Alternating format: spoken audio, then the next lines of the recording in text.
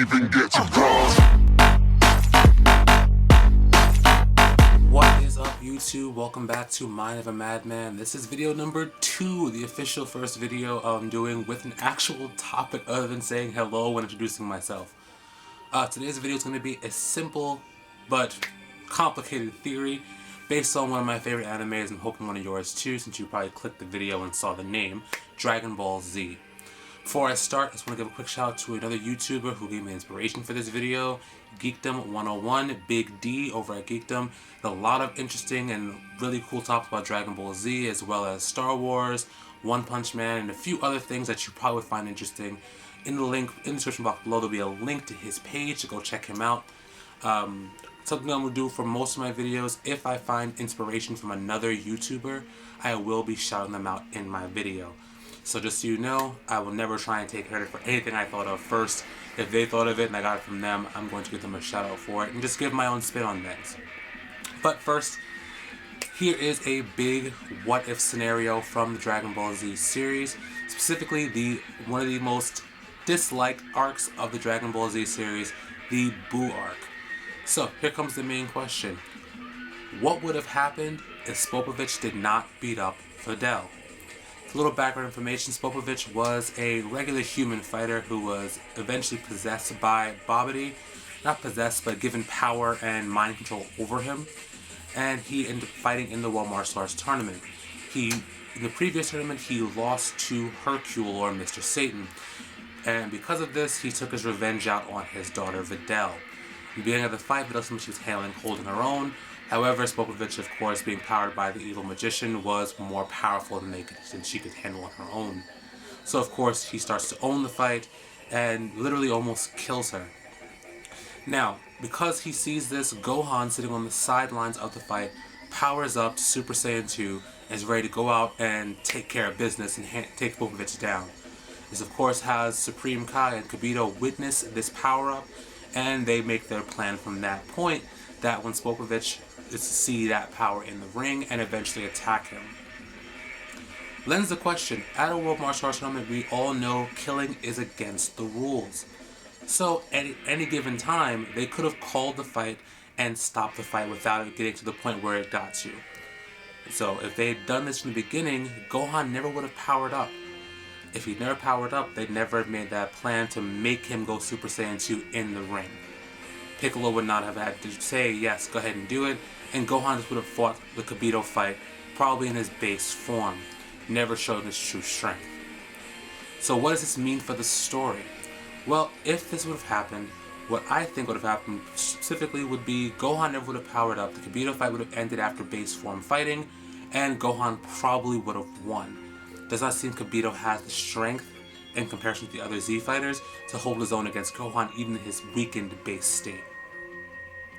So, when would Spopovich and Yamu eventually seen real power and want to go out and make some kind of attack? My guess would be when the Vegeta-Goku fight, specifically from Vegeta. Why do I say this? Vegeta, even though they all planned from the beginning of the tournament to hold back their strength and not show too much of their power by Gohan's request, Vegeta still would have done it anyway. That was shown from the beginning of the tournament during the prelims when he punched the punching machine across the platform while everyone else did their best to hold themselves back. What I think would have happened is, in fighting with Goku, Vegeta would have powered up as much as he possibly could. Spopovich and Yamu would have seen the power and gone to attack him. If they had no plan initially to stop him, Vegeta would not have been frozen by Supreme Kai. And so, I believe he would have not held back in the slightest and probably taken Spopovich down immediately. Especially if he was attacking him with something that looks like a knife or a weapon, Vegeta probably would have killed him. Or at least injured him to the point where he wasn't getting up again, along with Yamu. And more than likely, if Goku, seeing it, he would not let Vegeta fight alone, he would also join in and take out Yamu. Now, the two emissaries of Babidi would now be taken out of commission, and a big part of the energy would be taken away. Now, this may seem like a great thing. No power stolen from the World Martial Arts Tournament, less chance of Majin Buu being resurrected. But, long term, I think this would have a lot of negative effects. Starting off with the fact that, of course, After this fight, Supreme Kai would have revealed who he was anyway, told Goku, Gohan, Vegeta, Piccolo exactly who he was and what his plans were, and taken them all off to go fight Majin Buu, or at least fight Babidi and Dabura, and stop the Majin Buu from resurrecting.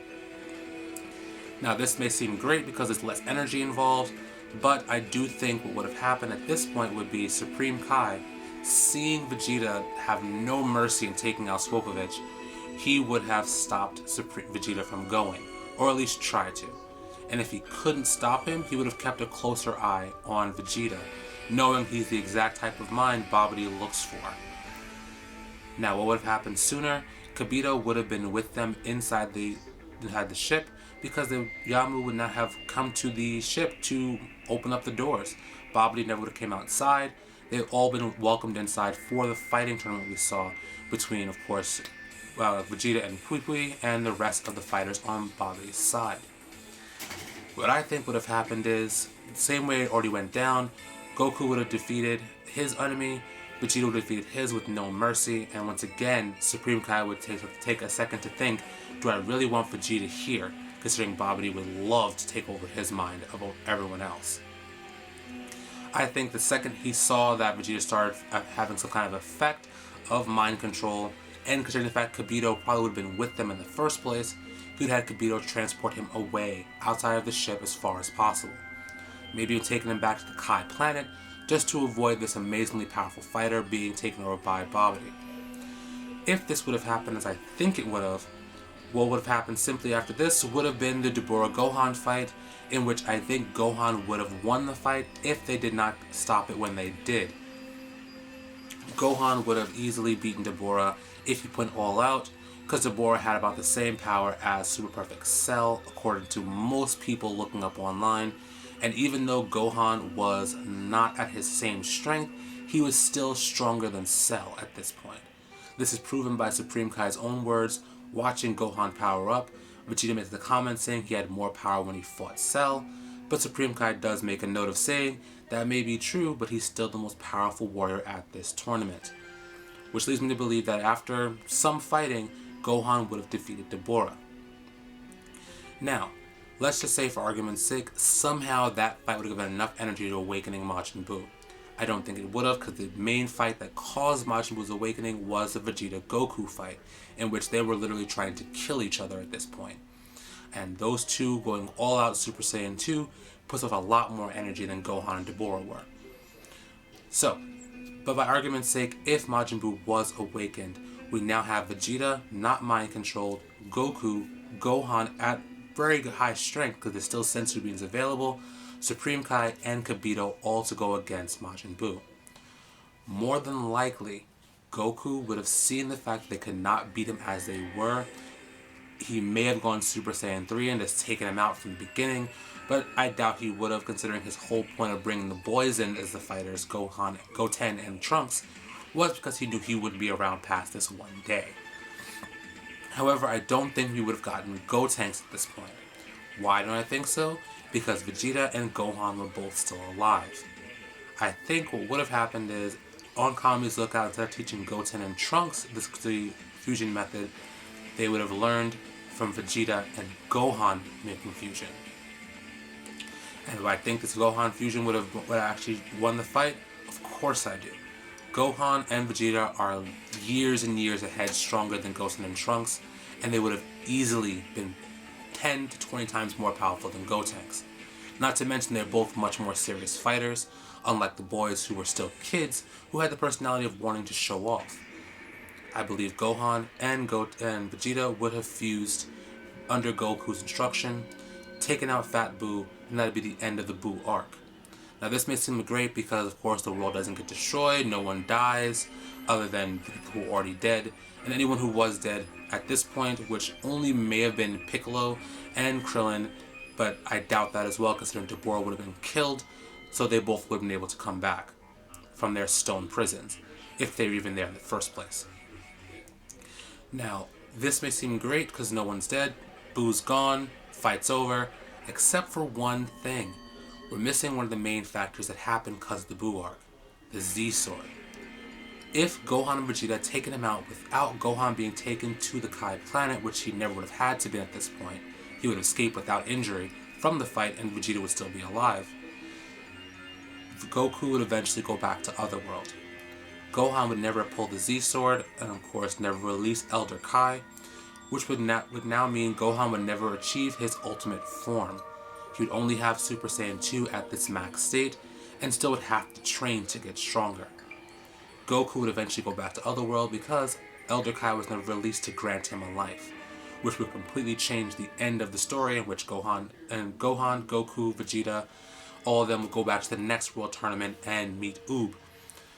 Oob may actually never come to exist considering he's a reincarnation of Kid Buu, and Kid Buu is still locked away inside of Fat Buu when he is killed.